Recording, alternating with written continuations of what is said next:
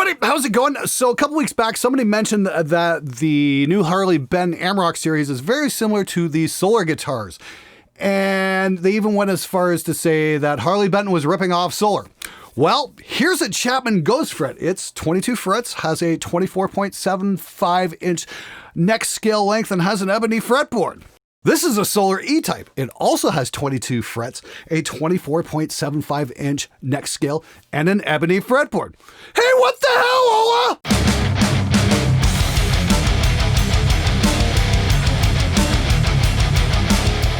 Okay, now before everybody can start typing furiously, okay, hold your fucking horses. Let's acknowledge all the guitars out there with this kind of body style. Yes, there's the Chapman Ghost Fret, there's the Solar E-Type, but there's also the LTD-EX series, and not to mention Spectre has something very similar, and, you know, let's be honest here, I think everybody's basing this body design off the Gibson Explorer. Careful guys, Gibson's suing everybody for breathing wrong these days, so don't say you haven't been warned. Anyway, they all got, you know, slightly different headstock designs, and that's something a U.S. judge said something about there. As long it's like, well, you can only make guitar bodies in so many styles, so as long as the headstock's original, you should be good. Hopefully somebody at Gibson was paying attention to that and they drop all these stupid fucking lawsuits, because until they do, I'm not putting any of their guitars on my fucking show because they don't need the fucking publicity. Okay, so obviously very similar guitars in terms of body styling. They both have, like I said, the same neck scale, the same type of fingerboard. I think the Solar might be just slightly heavier than the Ghost Fret. The big difference for me anyway is this one's mounting an EMG 81 and 85 set, whereas the Ghost Fret, this is an earlier one from 2016, I actually bought this guitar, comes loaded with Seymour Duncans, and there's definitely a tone difference, which I'm going to play for you guys in a couple of minutes. The other big difference is the bridge. This one's mounting a hip shot, whereas the Solar here has a stop tail. They're both running locking tuners, with the Ghost Fret mounting hip shots and the Solar mounting some Solar branded.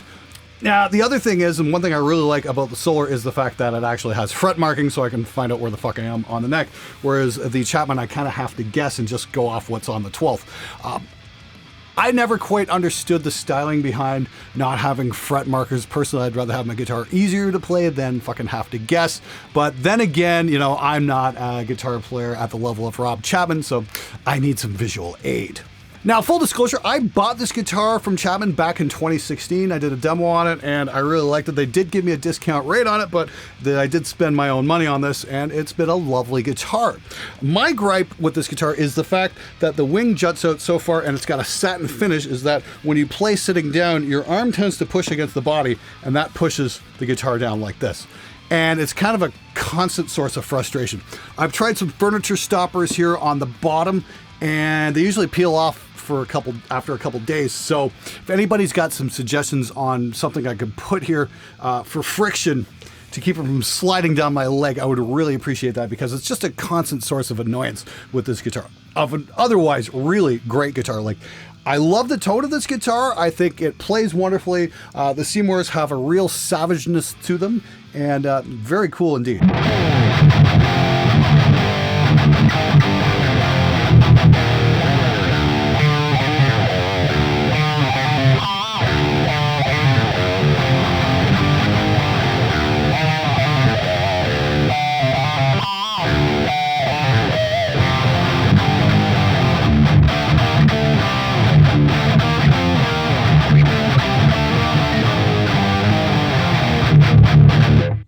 Yeah, this guitar shugs quite nicely. It's like, so it's got a bit of a twang due to the pickups. I really like that. It's definitely got some character. And I love the action on this guitar. Now, I'm going to embarrass myself a little bit. I'm definitely not a shred player, and I don't have Christian Vey around, so excuse the pentatonic runs here.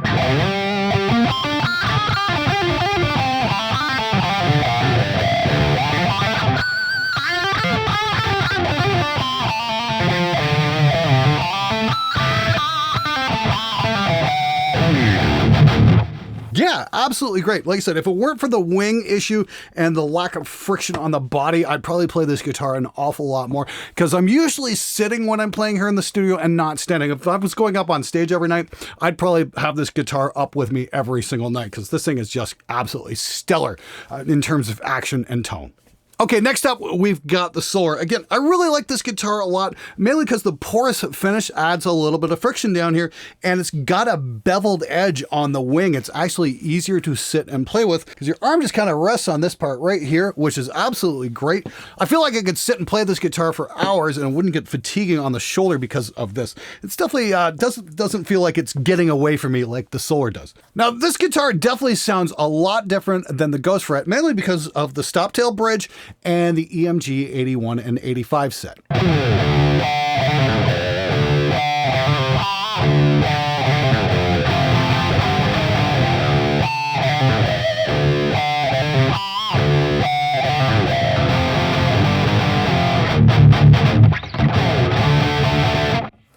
Yeah, absolutely great. I think I can actually get some better squeals out of this guitar. Maybe it's due to the neck radius. It seems to be a little bit fatter. I don't know. It plays slightly different than the Ghost Fret. The action's a little bit higher. I don't think I can quite get the leads I can out of this. But then again, this isn't my guitar. This is borrowed. So I don't want to fuck with the action too much.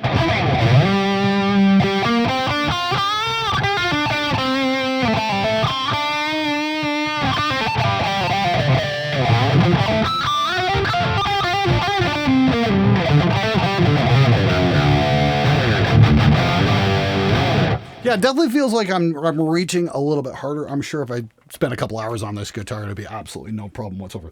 Like I said, I really do like the custom fret markers here. It's a little bit easier to navigate around the neck. You're not quite guessing where you are, unlike the Ghost Fret. So, each guitar definitely has its own advantages and disadvantages. Once again, if I'm playing in the studio, I'd probably want to sit with this guitar just because it's a lot easier, and it, like I said, it doesn't feel like it's getting away from me.